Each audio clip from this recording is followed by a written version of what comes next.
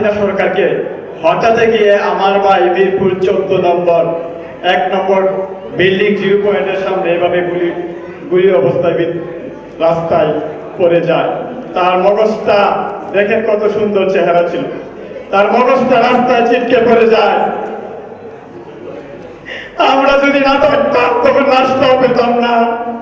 Curfew ছিল, কোন হাসপাতালে নিতে পারি নাই, পোস্টমর্টম করতে পারি নাই, কোন রকম কিশোরগঞ্জ তারাইল উপজেলা নিয়ে যায়, ওইখানে কোন রকম দাপন দেয় আমরা।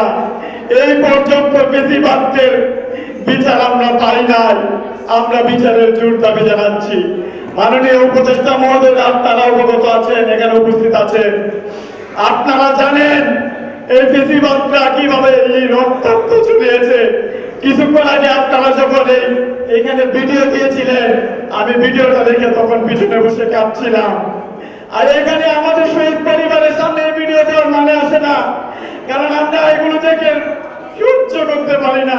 এই ভিডিওগুলো রাস্তার মোড়ে মোড়ে দিবেন, যাতে বেশিরভাগরা দেখতে পারে, বুঝতে পারে যে কত কষ্ট ছিল এই 24, কত রক্তাক্ত ছিল এই 24, কত মায়ের বুক কালি করেছে 24। আমি এখনো মামলা করতে পারি নাই, কারণ কি জানেন, আমাদের দেশের আইন এখনো ঠিক হয় নাই। এই ট্রাইব্যুনালে আমার মামলা প্রসেস করা ছিল, এখন আমি করতে পারি নাই। আমার বাড়ি কিশোরগঞ্জ তারাইল উপজেলায়, আমার ইউনিয়নের ফেসিবাদের দূষণ জাতীয় পার্টির মহাসচিব মুজিবুল হক চুন্ডুর বাড়ি, যেখানে আমি সবচেয়ে বেশি আতঙ্কিত। আমি বিগত দিনে ছাত্র রাজনীতি করে আসছি। আমার ভাইও এই আন্দোলনে অংশগ্রহণ করে তার নিঃশ্বাস ত্যাগ করেছে। আমরা কি পেলাম? আমরা এখনো কিচ্ছু পাইনি।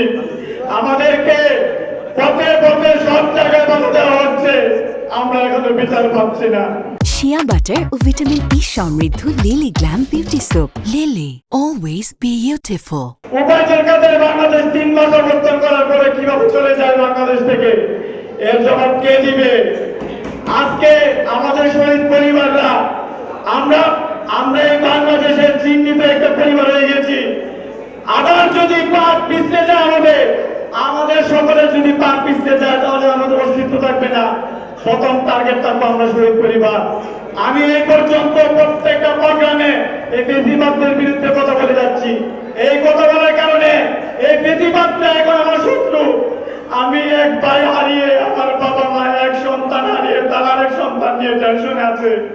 আমি এই উচিত কথা বলতে গিয়ে, আমি এই দেশ সংস্কার করতে গিয়ে এখন আমি ওদের টার্গেটে পড়ে গিয়েছি। হয়তো আমাকে ওরা শেষ করে দিয়ে যেতে পারে, কিন্তু আমার পরিবারটাকে আপনারা দেখবেন। আসিফ স্যার এখানে যারা আছেন, আসিফ স্যারের দৃষ্টি আকর্ষণ করবো, বিশেষ করে আপনি আইনের দায়িত্ব আছেন। আপনি একটু আমাদেরকে লক্ষ্য রাখবেন, যাতে এই প্রতিবাদের বিচার যাতে আপনি থাকা অবস্থায় হয়ে যায়। এই বাংলার জমিনে এই আমরা যে 24টা যাতে মানুষ না ভুলে, তার জন্য এই 24-এর এই শহীদ পরিবারদেরকে সবার সামনে উপস্থাপন করবেন, তাদেরকে সম্মান দিয়ে যাবে। বাবা মা আমার ভাইকে হারিয়েছে, আমি হারিয়েছি আমার ভাই। আমার মামা ভাই এসে উপস্থিত আছেন এখানে, ঢুকে ঢুকে বলছেন না।